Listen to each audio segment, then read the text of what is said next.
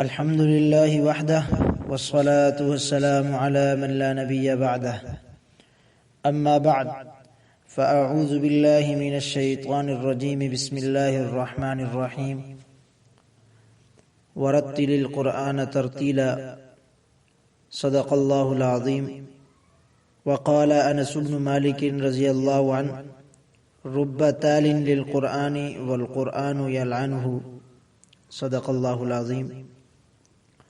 واجب الاحترام، قابل صد احترام، معزز مکرم سامعین حضرات،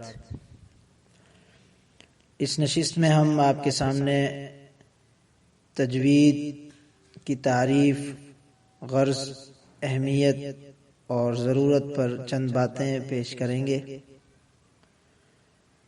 پہلی چیز ہے تجوید کی تعریف۔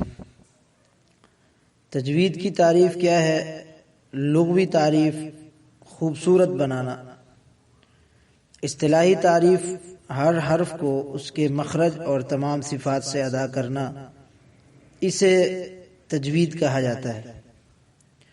یعنی تجوید کا مطلب ہوا کہ الفاظ کو، حروف کو خوبصورت کر کے پڑھنا اور اس کے مخرج اور جو صفات ہیں ان تمام صفات کے ساتھ اس کو ادا کرنا، یہ تجوید کہلاتا ہے۔ تجوید کا مقصد کیا ہے؟ تجوید کی غرض کیا ہے؟ تجوید کیوں سیکھی جاتی ہے؟ تو اس کی غرض اور اس کا مقصد ہے قرآن کو صحیح پڑھنا۔ قرآن کو صحیح پڑھنا آ جائے، یہ تجوید کی غرض اور تجوید کا مقصد ہے۔ اگر اس کو یوں کہا جائے تجوید کی غرض اور تجوید کا مقصد یہ ہے ثواب ہی حاصل کرنا، تو بھی غلط نہ ہوگا۔ یعنی تجوید آدمی سیکھ لے گا، تجوید کا مقصد آدمی، تجوید کی غرض آدمی یہ بنائے گا کہ ثواب حاصل ہو، گناہ حاصل نہ ہو۔ اب یہ کیسے کہ قرآن پڑھنے سے بھی گناہ ملتا ہے، تو وہ میں آپ کو بعد میں آپ کے سامنے رکھوں گا کہ کیسے اگر ہم قرآن پاک پڑھیں تو ثواب کے بدلے گناہ ملتا ہے۔ تو تجوید کی غرض، تجوید کا مقصد ثواب ہی حاصل کرنا۔ تیسری چیز ہے اہمیت۔ تجوید کی اہمیت، اس کا سیکھنا اور اس کا علم حاصل کرنا، یہ بہت اہم ہے۔ کئی وجوہات ہیں اس کی، دو وجہ میں آپ حضرات کے سامنے پیش کروں گا۔ پہلی وجہ یہ ہے کہ قرآن عربی میں ہے، قرآن اللہ کا کلام ہے، اور تجوید کا معنی ہی یہی ہے کہ قرآن پاک کے حروف کو اس کے مخرج اور تمام صفات سے ادا کرنا تجوید کہلاتا ہے۔ اور اگر ہم تجوید کے قواعد کے ساتھ قرآن پاک کو نہیں پڑھیں گے، تجوید سے ہٹ کر پڑھیں گے، تو جو قرآن پاک کے جس کے ایک ایک حرف پہ نیکی ملتی ہے، تو اس کے ایک ایک حرف پہ پھر ہمیں گناہ ملے گا۔ حضرت انس بن مالک رضی اللہ تعالیٰ عنہ فرماتے ہیں رب تال للقرآن والقرآن یلعنہ، بہت سے تلاوت کرنے والے قرآن پاک کے ایسے بھی ہیں کہ وہ قرآن پاک پڑھتے ہیں لیکن قرآن پاک ان پہ لعنت کرتا ہے۔ تو یہ عام لوگوں کی زبان، اگر قوموں کی زبان اگر بولی جائے تو وہ بھی صحیح سیکھی جاتی ہے اور صحیح بولا جاتا ہے۔ اگر کوئی دوسری قوم کی زبان غلط بولے تو دوسرے لوگ کتنا برا سمجھتے ہیں کہ کیسے عجیب سی زبان بول رہا ہے، کتنا غلط بول رہا ہے۔ تو یہ اللہ تعالیٰ کا کلام ہے، تو اللہ تعالیٰ کا کلام تجوید کے ساتھ پڑھنا، تجوید سیکھ کے پڑھنا، یہ بہت اہم ہے۔ دوسری وجہ یہ ہے کہ یہ اہمیت کا حامل ہے تجوید کا سیکھنا۔ کیوں؟ اس لیے کہ یہی قرآن نماز میں پڑھا جاتا ہے۔ اگر تجوید صحیح ہوگی تو نماز صحیح ہوگی، اگر تجوید صحیح نہیں ہوگی تو نماز بھی غلط ہوگی۔ مثال کے طور پر سورۃ الفاتحہ ہے۔ سورۃ الفاتحہ میں اب آپ دیکھیں، عام طور پر جو کہا جاتا ہے کہ سورۃ الفاتحہ اگر تجوید کے ساتھ نہ پڑھی جائے، غلط پڑھی جائے، تو اس میں 61 غلطیاں ہیں، 61 غلطیاں اس میں کی جاتی ہیں، 61 غلطیاں، جس میں 38 لحن جلی کی ہوتی ہیں، 23 لحن خفی۔ 38 لحن جلی، لحن جلی یہ آپ پڑھ لیں گے بعد میں، لحن جلی کا معنی ہوتا ہے واضح غلطی، ظاہری غلطی۔ اور یہ جو لحن جلی اگر آپ پڑھیں، لحن جلی کے ساتھ اگر آپ قرآن پڑھیں گے تو اس سے نماز ہی نہیں ہوتی، نماز نہیں ہوتی۔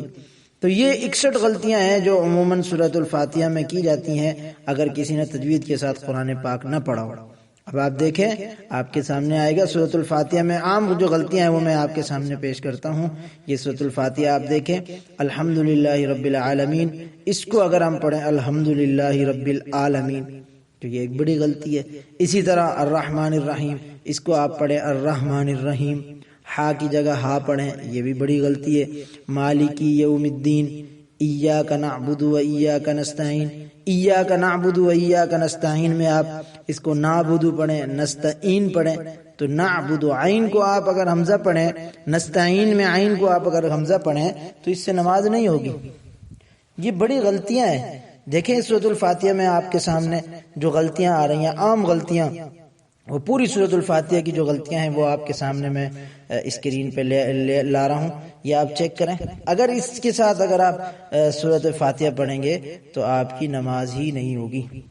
تو سورۃ الفاتحہ میں عام طور پہ اتنی غلطیاں اگر کی جائیں تو کتنی بڑی اہمیت ہے تجوید کے سیکھنے کی، کہ اگر آپ نماز پڑھیں گے نماز نہیں ہوگی، غلط نماز ہوگی، تجوید نہیں آتی ہوگی، غلط ہوگی۔ تو اس لیے یہ سیکھنا اہم ہے، تجوید کا علم سیکھنا اہم ہے، اہمیت کا حامل ہے، کہ اگر آپ صحیح نہیں پڑھتے، غلط پڑھتے ہیں تو یہ ثواب کے بجائے گناہ ملے گا۔ چوتھی چیز، تجوید کی ضرورت۔ تو اس کی ضرورت ہے، کیوں ضرورت ہے؟ اس لیے کہ اگر آپ امام ہیں تو امامت میں تجوید کے ساتھ قرآن نہیں پڑھتے، آپ اگر بغیر تجوید کے پڑھتے ہیں تو نماز نہیں ہوگی۔ اب دیکھیں، قل اعوذ برب الفلق، یہ اگر اعوذ پڑھیں، عین جو ہے عین، یہ عین آپ صحیح نہ پڑھیں، اعوذ پڑھیں تو یہ غلطی ہو جائے گی۔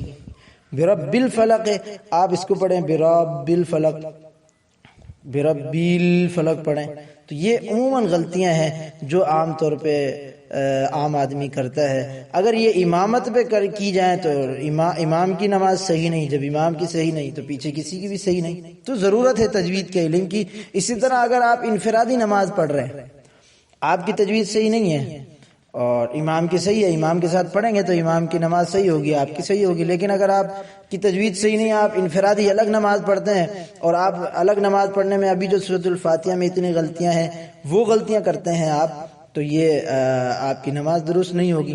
اسی طرح ضرورت ہے اس بات کی کہ قرآن جس کو پڑھنے پہ ثواب ملتا ہے اور اگر اس کو غلط پڑھا جائے تو پھر ایک ایک حرف پہ نیکی کے بجائے الٹا گناہ ملے گا۔ تو اسی لیے قرآن پاک کو ضرورت اس بات کی ہے کہ ہم تجوید کا علم سیکھیں تاکہ قرآن پاک کو پڑھیں اور پڑھ کے اس کا ثواب حاصل کریں، نہ کہ ہم گناہ کے مستحق بنیں۔ دوسری بات، یہاں پہ ایک بات ذہن میں آ جاتی ہے کہ اگر قرآن نہیں آتا تو ہم سیکھیں۔ ہاں، اگر آپ سیکھتے بھی نہیں ہیں، تجوید بھی آپ کی صحیح نہیں ہے تو پھر تو آپ کو گناہ ملے گا۔ لیکن اگر آپ کو نہیں آتا، آپ پھر بھی کوشش کرتے رہتے ہیں، سیکھتے رہتے ہیں، تو پھر یہاں یہ بات ذہن میں رکھیں، اگر آپ کو نہیں آتا اور آپ سیکھ بھی رہے ہیں، ساتھ ساتھ نماز بھی پڑھ رہے ہیں، تو قرآن سیکھنے پہ آپ جو اٹک اٹک کے قرآن پاک پڑھیں گے تو اس میں بھی آپ کو ثواب ملے گا۔ اب دیکھیں گے حضرت عائشہ رضی اللہ تعالی عنہ سے جو حدیث مبارکہ ہے سامنے آپ کی اسکرین پہ آ رہی ہوگی، حضرت عائشہ رضی اللہ تعالی عنہ سے کہ آپ صلی اللہ علیہ وسلم نے فرمایا، اہل القرآن جو قرآن والے ہیں ان کو تو اجر ملتا ہی ملتا ہے، ان پہ تو فرشتے بھی فخر کرتے ہیں، وہ قرآن پاک پڑھتے ہیں، تجوید کے ساتھ پڑھتے ہیں۔ لیکن جو کوشش کرتا ہے پڑھنے کی، اس کو آتا نہیں ہے لیکن پھر بھی کوشش کرتا ہے پڑھنے کی، تو اس کو بھی ثواب ملتا ہے، اور لیکن ثواب بھی اس کو ڈبل ثواب ملتا ہے۔ کیوں؟ اس لیے کہ ایک کوشش کرنے کا ثواب اور ایک قرآن پاک پڑھنے کا اجر۔ تو اس لیے میرے عزیزو، یہ آج کی نشست کی 4 چیزیں آپ نے یاد کرنی ہیں۔